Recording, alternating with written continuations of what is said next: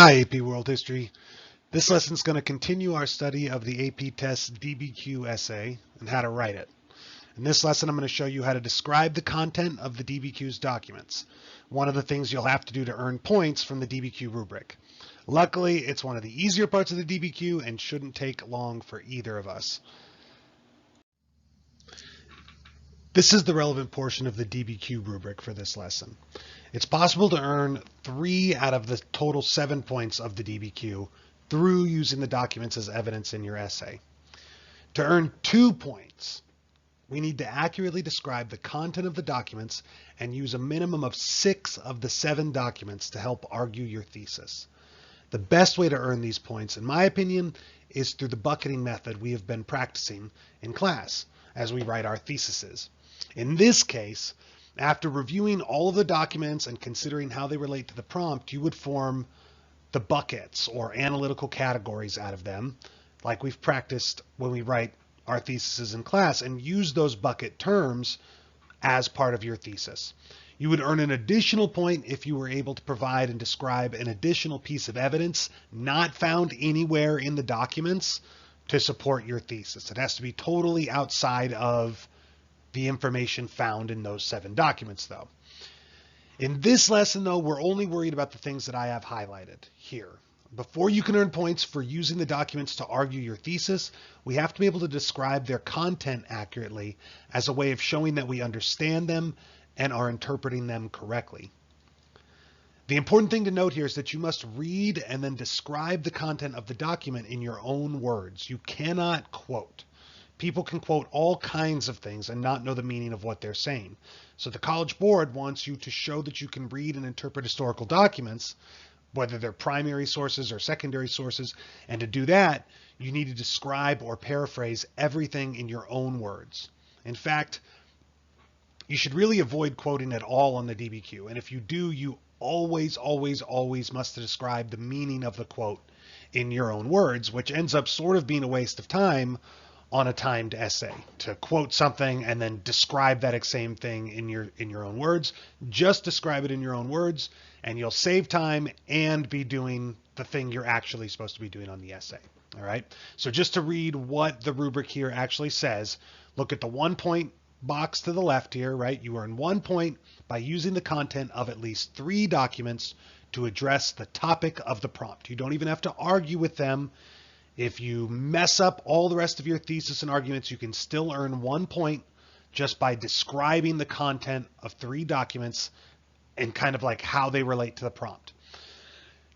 And then if you look to the right here, it goes in a little more detail. Okay, to earn 1 point, the response must accurately describe rather than simply quote the content from at least 3 of the documents. All right, so let's look at some examples and how exactly we're going to do that. So let's look at the first document in our examples here. All right, we have looked at this one a little bit in class already. This is the first document of the DBQ that we've been practicing with. This one is sourced from William of Rubruck, a Franciscan monk and diplomat for King Louis IX of France, an account of his journey to the court of Sartok, a Mongol prince in the year 1253. So he goes on to say in this document, this would be a primary source, our guide went to a Nestorian Christian, Kuyak, who is one of the most important men at court. We came before Sartok's tent, and his officials ordered us to chant a Christian blessing for him. Then Kuyak handed him the Bible that we brought with us, and Sartok asked if the Gospels were in it. I said that it contained all the sacred writings. Before we left, Kuyak said to us, "You must not say that Sartok is a Christian. He's not a Christian, but a Mongol." The Mongols associate the name Christian with an ethnic group. The Mongols are so prideful, and even though they may believe somewhat in Christ, they refuse to be called Christians. They wish to exalt their own name of Mongol above all others. And then it goes on to say that a Nestorian Christian is a Christian group whose followers lived in communities across Central and Eastern Asia. And basically, I mean, what we would do is try to summarize the stuff we just read in our own words.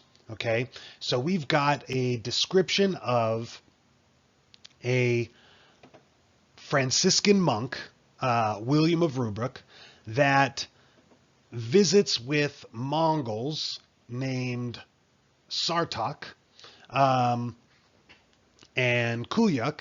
And basically, this guy Kuyuk tells him that the guy he works for, Sartok, is a Christian, but prefers to be known as a Mongol, right? But like values his Mongol identity above his Christian identity. Finding a way to say that in your own words is the bare minimum of what you need to describe the document. Okay, so it's very simple, but there's a couple things that I want you to keep in mind when you try to do it on your own. I'll show you that here on this next slide.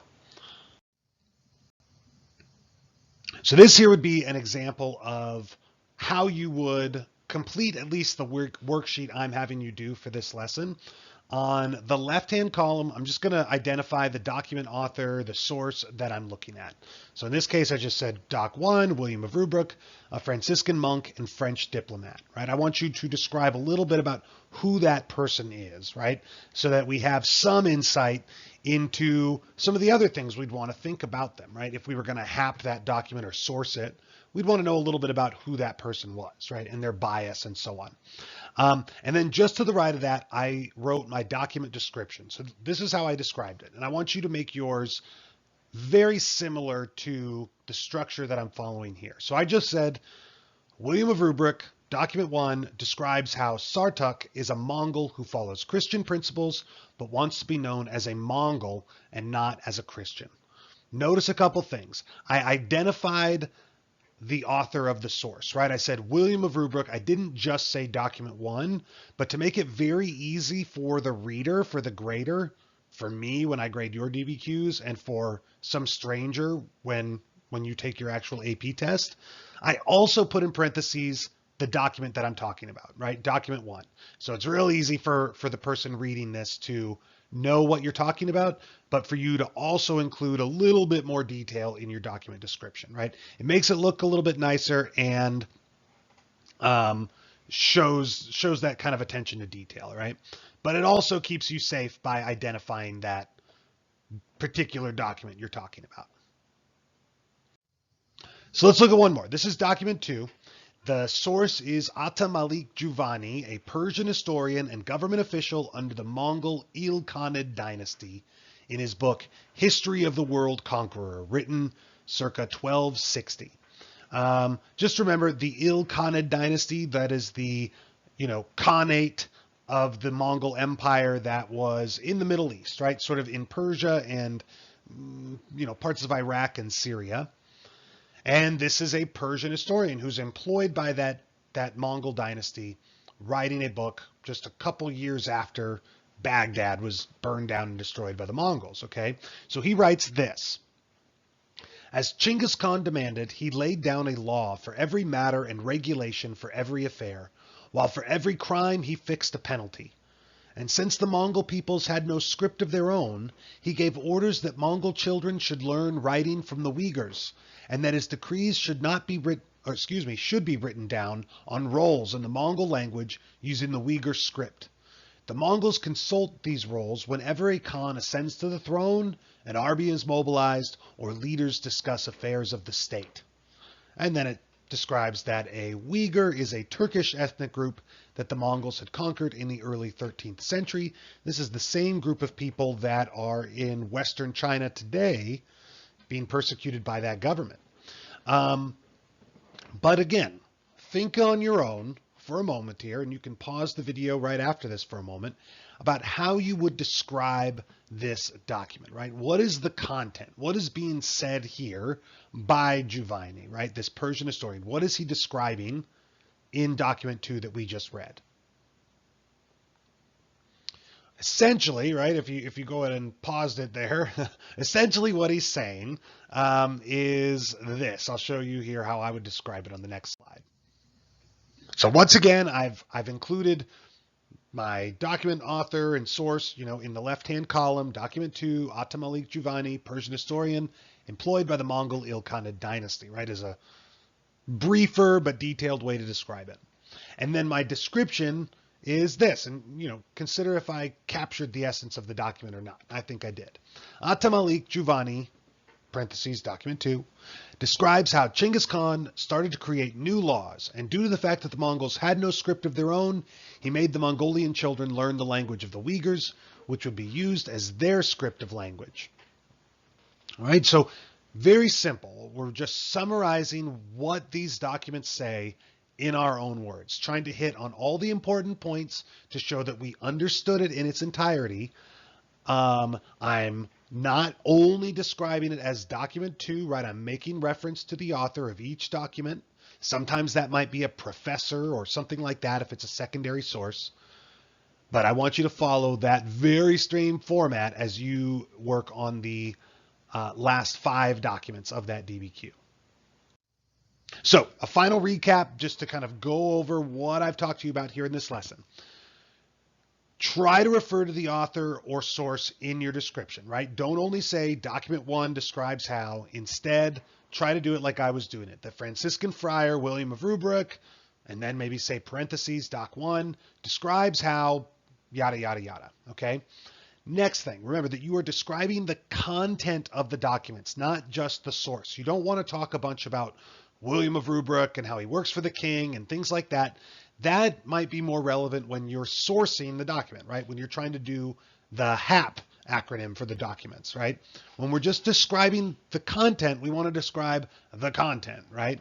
But really, you're kind of going to do both in it when you write the actual DBQ. All right. But for this lesson, do not quote. Quoting does not show understanding. Instead, describe the document's content in your own words, trying to be detailed, hitting on all the important points, but still being brief, right? Obviously, your description should be shorter than the document itself. And then the last thing is 3 documents is the minimum, right? 3 documents is the bare minimum to earn 1 point. But remember, we need to do more. 1, because we're going to not be trying to earn just the 1 point, right? We're going to be trying to earn the 2 points where we're arguing with 6 documents to prove our thesis. As a part of that, though, we have to describe all of them, right? So describe all the documents as the habit you want to get into.